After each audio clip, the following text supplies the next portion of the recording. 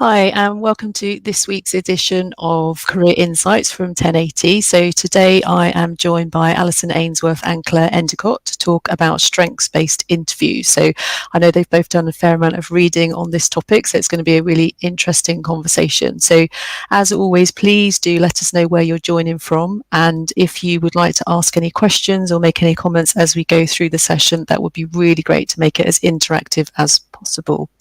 So to start off the session, we're going to go to Alyson, who is going to first of all talk about what is a strength. So over to you, Alyson.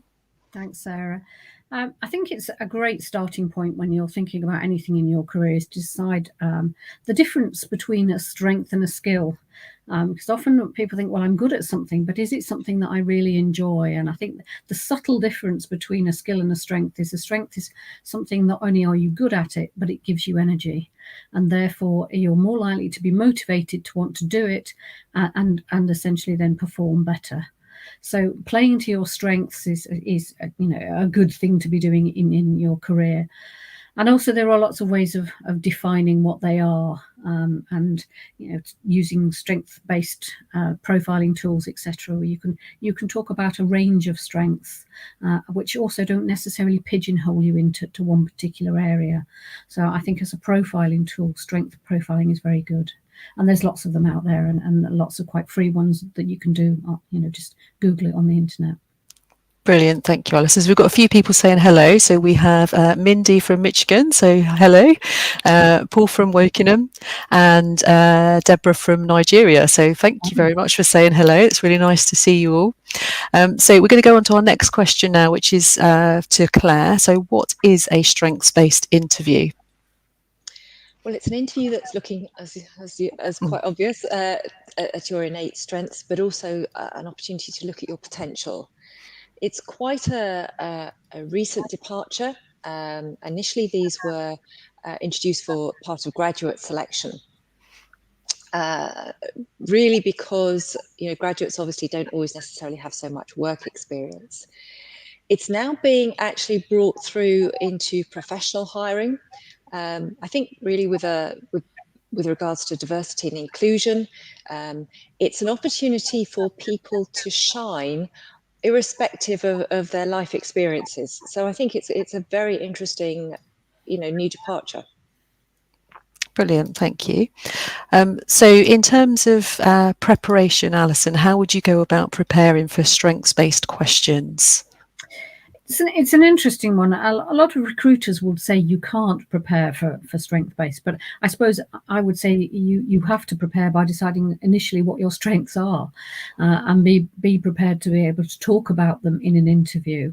A strength-based interview isn't as formal as a competency interview, so they are asking for things that you are good at, and we're going to go on and talk about the types of questions that they might use. And as I say, it is about being natural as well. It's been about being genuine and authentic. And when we talk about the things that we like or we love doing, often I can see as a recruiter in the past, people's faces light up and they get very passionate and very enthusiastic. So, it is about thinking about what do you really like doing and talking about things like that. So the preparation is not as strict as a competency interview when you're trying to think of examples or scenarios, but there is some preparation about thinking about what represents a strength to you. Great, that's good. Claire, anything to add to that? No. Great. Okay. So in terms of prepping, would you say that you can pick up things from job descriptions and things like that, and what kind of strengths that the organisation might be looking for? I mean, a job description is always a good starting point when you're preparing for an interview anyway. So whether it's strength-based or competency-based, there will be some clues in there. Yeah. What are they looking for? Because you're clearly looking to say, I've got what you need. So you're demonstrating that fit. There's probably no point in you saying my top 3 strengths are A, B, C when they're looking for X, Y, Z. That's not going to be helpful. You still have to lend the strength towards the job description. So you demonstrate that fit. Great. Okay. So we're going to move on to a bit more detail now in terms of what types of question might you get. So I think, Alyson, you were going to start with one here, weren't you? Yeah, and I go back to my definition of strength and say, a strength is not only something that you're good at, but it's something that energizes you. And therefore, when I think about doing things you love, it doesn't feel like work. So one of the first questions I would say is, what energizes you? And be prepared to talk about that. What activities come naturally to you? And again, if you've ever done any kind of profiling in the past of anything, even like MBTI, which is basically based on preference, Myers-Briggs type indicators that says, naturally we prefer to do certain things, one way. It doesn't mean we can't do a whole range of things, but we have a natural preference. So what activities come more naturally to you? And again, it's one of those things. If you're not really sure, there's also ways of tapping into your network, your support network, either your friends, your family, people you've worked with in the past. One of the questions that I really like is, when would your friends and family say you are at your happiest? That's a really interesting one. And why don't you ask them? Why don't you do a bit of research into it? What does success look like for you, or what does success mean to you? And the other one I really like is, in your life, what have you done that you are most proud of, and what has been most significant for you? Because if you think about the things that you've done that you are proud of, then not only are they things you want to be talking about in an interview, but presumably they're also things that will be on your CV and in your LinkedIn profile. You talk about achievements or accomplishment statements. So what have I done that I'm proud of, that I want to tell people about? So it's a really good thing to think about. So those kind of questions. Clearly, there'll be something along the lines of what's your greatest strength, or etc. So, they're very different. A bit difficult to think about on the spot, so I think you do have to think about them beforehand. But hopefully that'll give you a bit of a clue as to what might be asked. Yeah, that's good. No, I think your point about speaking to friends and family is a really good one. So just asking other people around you what your strengths are. So that could be managers, colleagues, friends, family, and you'll get a huge variety of things. And I think often things that you don't even think of yourself. So I think that's a really great point. Yeah, and I've done that with a few clients and say, just ask people, what do you think my top 3 strengths are? Not only do you get, as you say, a range of information, but you probably, if you're being genuine and playing to your strengths, you'll probably get some real strong themes coming through. And even to the extent where I've taken what other people have sent and put it into my profile. Some of the wording in my profile, and particularly on my LinkedIn profile, is what other people have said about me. So it's a great exercise to do anyway. Definitely. So we've got a comment in from Mindy. So she's saying, what are you called to doing? How can you and your strengths bring the best interest, care and integrity to your team and bring to your clients? So yeah, it's good point. Just kind of checking in on those strengths. So Claire, over to you. Any questions that you like? I think when Alyson and I were doing our research, we actually found some of the slightly more quirky. They are different style of questions. So do you keep your promises?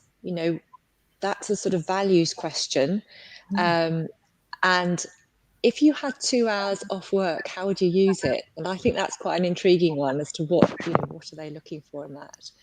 Do you prefer to start a task or finish it? Again, to your point, Alyson, about Myers-Briggs and all those kind of tools, exploring that's the sort of person you are. Have you done anything differently second time around? And that's obviously speaking to continuous improvement. That's a sort of slightly more a different take on that kind of question. What do you do at work when something bores you? Again, that speaks to sort of self-knowledge. How do you motivate yourself? How do you make others feel confident in your own skills? Again, an interesting one to look at. And how do you deal with someone you don't like at work? I think we've all experienced that. And how do you deal with it? What makes you less likely to succeed? Again, it's worth thinking through some of those questions because they are tricky to answer and authentically. So yes, a little bit of thought, although they are very much more rapid fire. So, you won't have a huge amount of time to think about them. Okay, that's good. So we've got a question in from Abhishek. So he's saying here, what is the preparation required for a strengths-based interview, specifically in the learning and development area? So, Alyson, have you got any views on what might come up in that? Yeah, I mean, I think Claire's just mentioned a couple of things. Is really it's kind of thinking about your mindset as well, and have you got a growth mindset? Are you prepared to learn from the things that haven't gone as well? And quite often when people focus on a weakness question, they're not really interested in the weakness. They're actually interested in, are you aware of it, and have you done something about it? So there's sort of Kolb's learning cycle type approach that says, what would I do differently next time that would make that better? So I think from a learning and development perspective, that there's a lot of things about, has something happened in the past that I perhaps could have improved on, or what's the learning that I can take from each of the situations that I've been in? Yeah, that's a really great point as well, and also having the references to theory as well. That's really good if you're wanting to work in learning development, then to be able to recall and use those theories in an interview is pretty good. So definitely do some prep on that. Yeah. Okay, so in terms of those questions then, so how do you go about answering some of those questions? So Claire, do you want to start with this one? Yeah, I think it's a sort of similar theme really about understanding your strengths. We at 1080 use the strengths profile, but as Alyson mentioned, there are loads of others on the market, and you can also ask friends and family. It's another great way of getting an insight into your strengths. I think it's really important to reflect on the role and the company, their culture and their values, and just see if your strengths fit, and be really honest with yourself if this is the right opportunity for you. I think to flourish, you need to be authentic. We spend so much time at work. There is no point getting a job where you're not going to play to your strengths, and you just won't flourish. Oscar Wilde said something quite interesting. Be yourself, everyone else is taken. Again, to that authenticity point. Marcus Buckingham, in one of his books, said, don't waste time trying to put in what was left out. Try to draw out what was left in. That's hard enough. Now, I appreciate that's aimed at managers, so that's a sort of text aimed at managers, but you can see the application for what we're talking about. Again, you've got to play to your strengths. So in terms of how do you answer these questions? So the preparation, as we've talked about, is going to be different. Behavioural questions normally take 5 to 8 minutes to answer. Strengths-based questions are normally 2 minutes. So if you had an interview which was an hour long, you'd be expected probably to answer 30 questions. So it's very rapid fire. It's like that. So just be prepared for a different pace. Last year, I did quite a lot of research into how the civil service does strengths-based interviewing now. And one of the things to be aware of is that they will ask you some warm-up questions, which won't necessarily, they'll probably say this is not going to be assessed.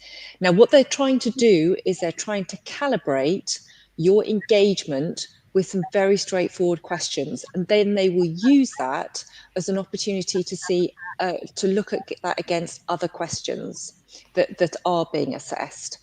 So how was your weekend? Hopefully lots of warmth, excitement, will then be put against, would your friends say you're an organised person? Again, what's the body language? What am I saying? Do they match up? Do they express the same enthusiasm and the same, expression? There's usually 2 people involved in the interview. One will be asking the questions. I know for the civil service, these have been prepared by psychologists. They have been carefully calibrated depending on the grade. So they will not, the interviewer will be given the guidance that they're not allowed to repeat the question or rephrase, they're allowed to, sorry, I misspoke. You're allowed to repeat the question, but you're not allowed to reframe it or explain it, because it's really important that the person gives an innate response to those actual words. So the first person will be asking the questions. The second person will be actually taking down pretty much verbatim what you've said and taking a note of the tone of your voice and also your body language. So there might be 2 questions per strength. And what you'll find is that they may be just purely strengths-based, or it might be a blended interview where you have sort of sectioning, perhaps all behavioural questions and then maybe all strengths questions.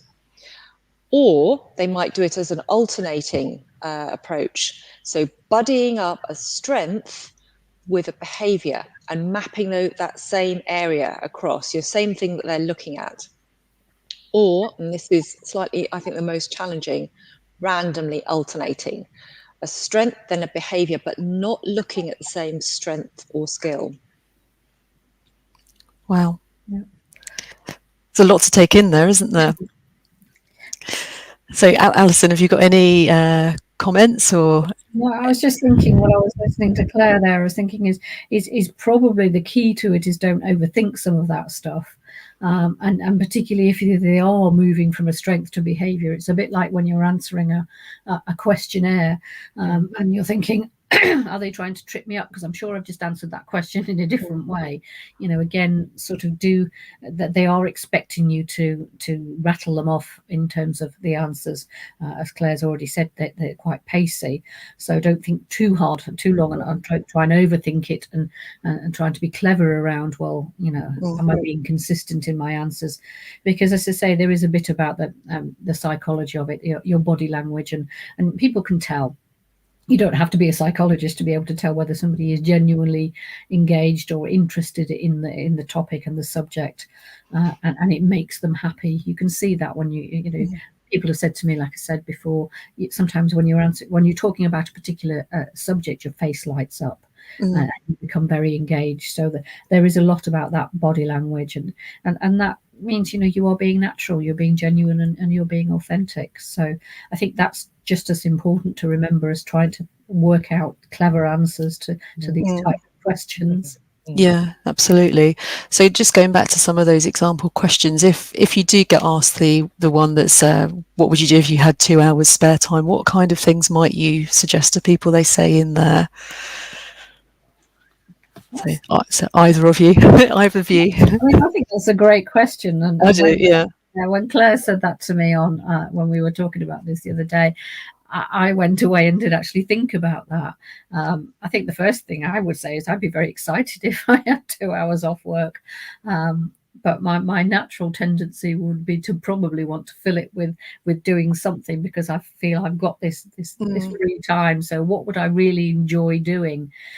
And probably it might be, you know, walking my dog, or it might be doing something else. They're not looking to see that there's no model answer for that. They're looking to see what you come up with. What does that mean to you? Yeah. What would you do with 2 hours off work? You know, it might be going to read a book, or it might be going for a walk with your dog, or it might be, well, actually, I'm going to rearrange my sock drawer. I don't think it matters. It just, you know, how would you invest your time in doing something probably for you as well? Yeah. I think also that they, to your point, Alyson, they want people to be real. So if you make some really contrived answer that sounds good, but actually nobody quite believes, you know, that's just, I don't think you're helping yourself. So, you know, if you say, I want to meet a friend for a coffee, maybe that says that you're naturally quite gregarious. And that helps them to know whether there's going to be a good fit. So, you know, there's no point ending up in a job where you don't love it, because Yeah, and I guess it could kind of link back to the company culture as well, couldn't it? So I would probably say I was going to go for a run to clear my head or whatever. So if the company's doing quite a lot on work-life balance, then actually that might be quite good, because you're talking about giving yourself a bit of space to think as well. Okay, it's got a couple of comments. So Mindy saying failure brings wisdom and success. So I think this was relating to one of the points we made earlier. And then Helen is asking, how are the answers scored? So do you know much about that, Claire? Have you read much about the scoring process? I have. So if you have, I think they're called, and I'm talking about the civil service, I think they're called success profiles. And there are different weightings. So, you know, it might have a strengths element, it might have a behavioural element, it might have a technical element. If you're an HR person, for example, you might be asking questions about, you know, the Equality Act. you will be scored depending on the weighting of what's required.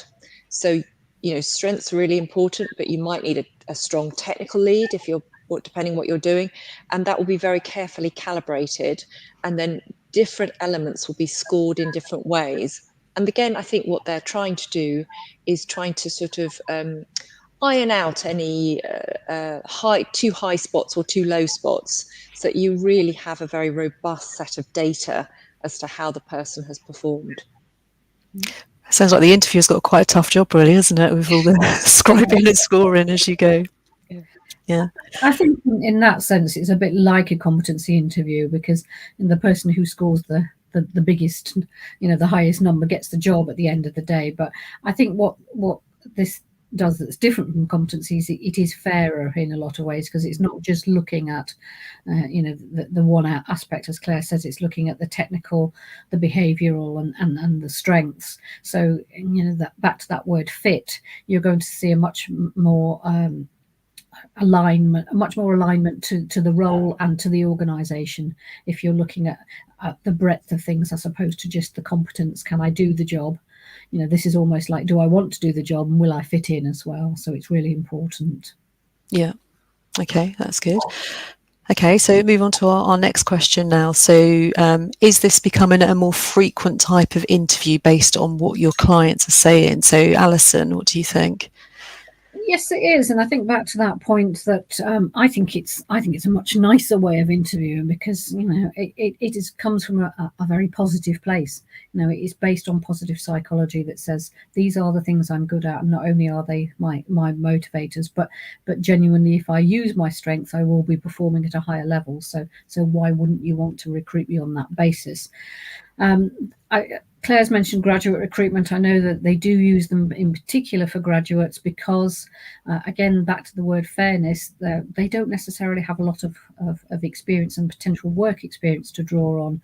And this means you can include anything from your background, so your academic background, your social achievements, whether that's your Duke of Edinburgh award, or you're leading the Beavers, or whatever you've done, or you've managed a project at university. So you can draw on all areas of life, not just a work experience, which I think helps, particularly from a graduate perspective.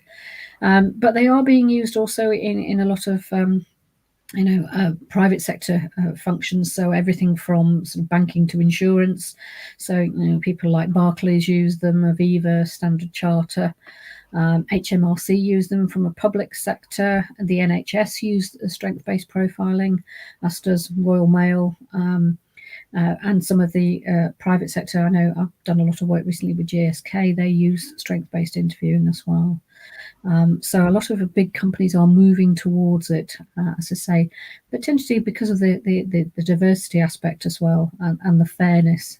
And also, as we mentioned, the scoring, it's deemed to be a more transparent way of recruiting. Yeah, that's good. And Claire, have any of your clients been through this kind of process yet? Yes, I have worked with, supported somebody in the civil service who was actually going for a higher grade role. So had a great position already, but was just looking for that next step. Yeah. Good. And I think quite a lot of the companies, from what I've seen as well, they actually publish some of the questions on their website that they're going to ask in the strengths thing. So there's quite a lot of material out there. And I'm pretty sure when I've looked on civil service websites before, they do literally list some of the questions. They do.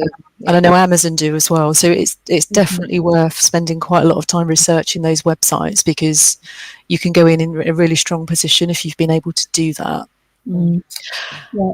Amazon's a good example, Sarah, actually, because Amazon produces, they have a set of leadership principles that they send you that up front. So they have 13 leadership principles, which are very behavioural things, like being right a lot and having background, which I always think is amusing. But they ask you to be able to talk about why they are your strengths and how you can demonstrate those. And as I say, I think it does help you to prepare if they send those out before, which is definitely. We've got another question in. So Denise is asking, are there set wrong answers that we should steer clear of? So Alyson, have you got a view on that? I mean, there's no such thing as a wrong answer, I think, and we've said it already. It's, don't contrive to think that don't overthink it.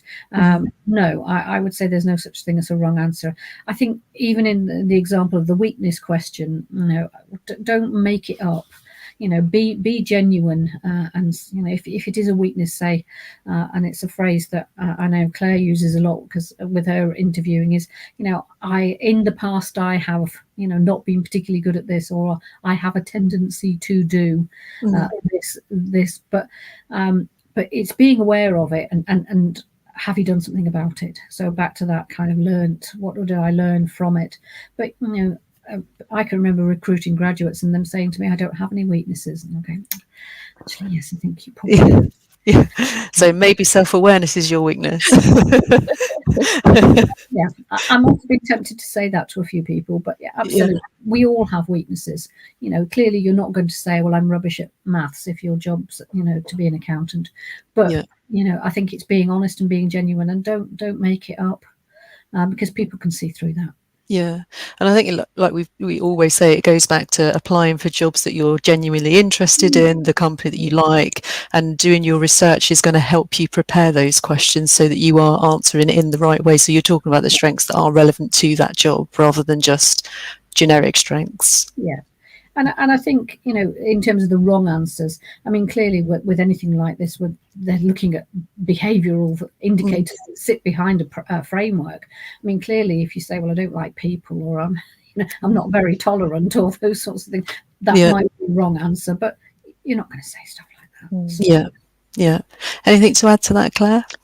I totally agree with Alyson. I think you can polish what you say, but you have to be truthful with what you say. Yeah.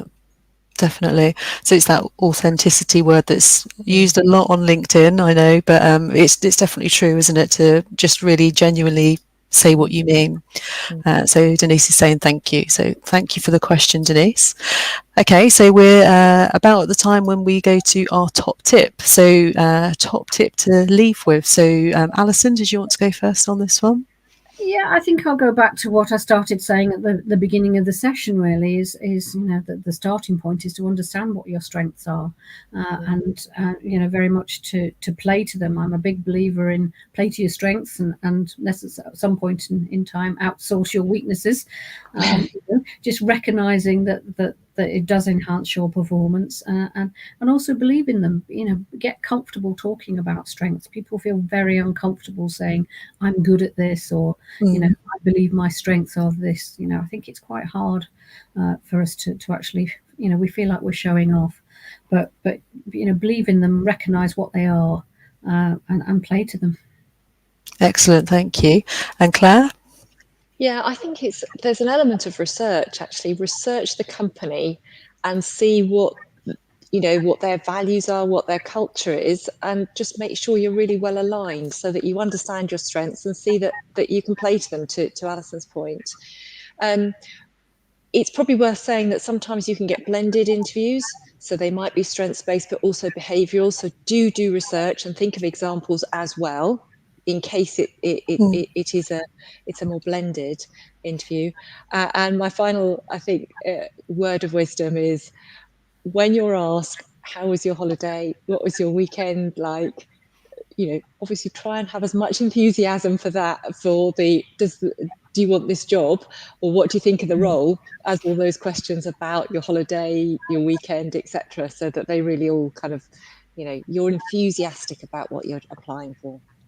It's a good point, because I know quite often people might say to me on a Monday, how was your weekend? And I think, actually, I can't even remember what I did at the weekend because I'm now focused on this week. So being able to answer that is a really, really good point. So yes, thank you very much. It's been really interesting. As always, what I'll do is go through and just answer the questions that have been raised on the chat thread. Any other questions, please do feel free to add them onto the chat. And next week I'm going to be joined by 3 career coaches. So we've got Jill, Joe and Liz, and we're going to be talking about explaining career gaps. So this will be both on CV and at interview stage. So fairly topical, with lots of people that have been off work for longer than they might have been during the COVID pandemic, etc. So hopefully that will be of interest to a few people. So thank you again, Claire and Alyson. It's been lovely to see you both as usual, and see you next week. Thank you.